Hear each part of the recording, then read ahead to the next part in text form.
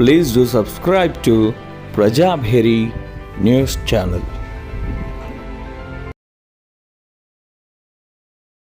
ఈరోజు రాష్ట్ర ప్రభుత్వం కేబినెట్ భేటీ జరుగుతూ ఉందని తెలుస్తూ ఉంది. అన్ని ప్రధాన పత్రికల శీర్షికల్లో కూడా బీసీ బిల్ ఏదైతే పెట్టబోతా ఉన్నారో దాని మీద చర్చ జరిపేటట్టుగా చెప్తా ఉన్నారు. సో నేను ప్రభుత్వాన్ని 3 విషయాలు డిమాండ్ చేస్తున్నాను. కంటిన్యూస్గా చాలా రోజుల నుంచి నేను ఈ విషయాలు చెప్తా ఉన్నాను.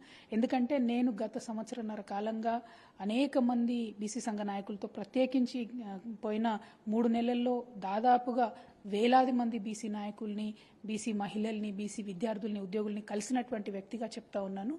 ప్రభుత్వం సీరియస్గా ఉంటే, నిజంగా చిత్తశుద్ధితో ఉంటే 1 కాదు 3 బిల్లులు పెట్టాలి. ఒకటి ఎడ్యుకేషన్ కోసం పెట్టాలి. ఎందుకంటే ఎడ్యుకేషన్లో 46% రిజర్వేషన్ ఇవ్వాలి అంటే అది కంకరెంట్ లిస్ట్లో ఉంది. మన రాష్ట్ర ప్రభుత్వం, కేంద్ర ప్రభుత్వం కలిసి చేయాల్సి ఉంటుంది. సో దానికి సపరేట్ బిల్లు పెట్టుకోవాలి. ఎంప్లాయ్మెంట్ కూడా కంకరెంట్ లిస్ట్లో ఉంది.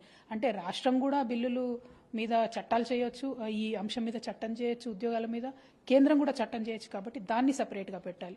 లోకల్ బాడీస్లో ఏదైతే స్థానిక సంస్థలలో బీసీలకు రిజర్వేషన్ ఇస్తామని కాంగ్రెస్ పార్టీ చెప్పిందో, ఏదైతే రిపీటెడ్గా రాహుల్ గాంధీ గారు చెప్తా ఉంటారో అది కంప్లీట్గా కూడా రాష్ట్ర ప్రభుత్వం చేతిలో ఉన్నటువంటి అంశం. కాబట్టి దీన్ని కూడా సపరేట్ బిల్లు పెట్టాలని చెప్పి నేను డిమాండ్ చేస్తూ ఉన్నాను.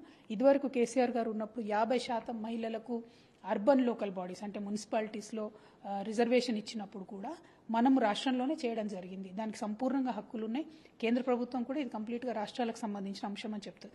కాకపోతే ఇప్పుడున్న ప్రభుత్వం ఏం చేస్తుందంటే అన్ని కలిపి ఒకటే బిల్లు పెట్టి లోకల్ బాడీస్లో బీసీలకు రిజర్వేషన్ ఇవ్వద్దు అనేటటువంటి కుట్రను తెరలేపేటటువంటి ప్రయత్నం చేస్తుంది. కాబట్టి నేను రాష్ట్ర ప్రభుత్వం డిమాండ్ చేస్తూ ఉన్నాను. ఈ బిల్లులు తయారు చేసేటటువంటి అధికారులను, న్యాయ నిపుణులను కూడా నేను రిక్వెస్ట్ చేస్తూ ఉన్నాను. 1 కాదు 3 బిల్లులు పెట్టించండి. ఎందుకంటే అనేకమైనటువంటి కోర్టు కేసులు పెండింగ్లో ఉన్నాయి. ఏదో ఒక కేసు అట్రాక్ట్ అవుతుంది. కాబట్టి దయచేసి ఇది చాలా పెద్ద అంశం, గంభీరమైనటువంటి అంశం, 50% పై చిలుకున్నటువంటి బీసీలకు సంబంధించినటువంటి అంశం. కాబట్టి దీన్ని మీరు చాలా సీరియస్గా తీసుకోండి. సపరేట్ బిల్లులు పెట్టండి. న్యాయపరమైనటువంటి చిక్కులు వస్తే ఏదన్నా ఒక బిల్లు ఆగుతుంది, కానీ అన్ని ఆగవు. కాబట్టి 3 బిల్లులు పెట్టాలని చెప్పి నేను ప్రభుత్వాన్ని డిమాండ్ చేస్తూ ఉన్నాను. ఇవాళ రాష్ట్ర వ్యాప్తంగా ఉన్నటువంటి ప్రజాస్వామ్య వాదులందరూ కూడా ఆలోచించాల్సినటువంటి అంశం. ఈ ఎమ్మెల్సీ ఎన్నికలలో జరిగిందేంది? బీఆర్ఎస్ పార్టీ పోటీ చేయలేదు. రెండు నేషనల్ పార్టీస్ అని చెప్పుకునే కాంగ్రెస్ పార్టీ, భారతీయ జనతా పార్టీ ఇద్దరు కూడా అభ్యర్థుల్ని పెట్టినారు. వాళ్ళందరూ కూడా బీసీస్ కానటువంటి అభ్యర్థుల్ని పెట్టడం జరిగింది. ఇప్పుడు ఏం జరిగింది? పార్టీల పరంగా, సిద్ధాంతపరంగా ఓటు డివైడ్ అయింది.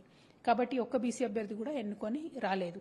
ఇందులో ప్రత్యేకించి నేను కరీంనగర్ ఎన్నిక గురించి ఎగ్జాంపుల్ చెప్తే, 2 అగ్రవర్ణాల అభ్యర్థులు ఉన్నప్పుడు బీసీలందరూ కూడా కలవాలనేటటువంటి నినాదంతో ప్రసన్న హరికృష్ణ గారికి చాలా ఓట్లు వచ్చినాయి.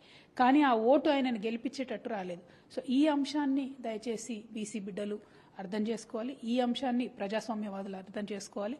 అందుకే రిజర్వేషన్ ఉండాలి. ఒకవేళ కరీంనగర్ సీట్ కనుక బీసీలకు రిజర్వ్ అయి ఉంటే బీఆర్ఎస్ పార్టీ పోటీలో ఉన్నా లేకున్నా భారతీయ జనతా పార్టీ బీసీకే ఇవ్వాల్సి వచ్చేది, కాంగ్రెస్ కూడా బీసీకే ఇవ్వాల్సి వచ్చేది. సో అల్టిమేట్గా విజయం అన్నటువంటిది బహుజనులకు వచ్చేది. అది జరగకుండా ఇవాళ మరి అడ్డుపడ్డారు. కాబట్టి నేను మిమ్మల్ని కోరేది ఒకటే, పార్టీల వారీగా అభ్యర్థులు నిలబెడితే గెలుస్తామో ఓడిపోతామో తెలియదు. అందుకే ఖచ్చితంగా రిజర్వేషన్ ఉండాలి. బీసీల మీద బీసీలే పోటీ చేసుకుంటే ఏ పార్టీ నుండి వచ్చినా బీసీలు వచ్చే అవకాశం ఉంటుంది. కాబట్టి ఇవాళ మాత్రం కరీంనగర్ ఎన్నికల్లో ప్రజాస్వామ్యం ఓడిపోయిందని నేను అనుకుంటున్నాను. అమెరికాలో మన తెలంగాణ బిడ్డ పాపము ఒక షూట్అవుట్లో చనిపోయారని చెప్పి వార్తలు వచ్చింది.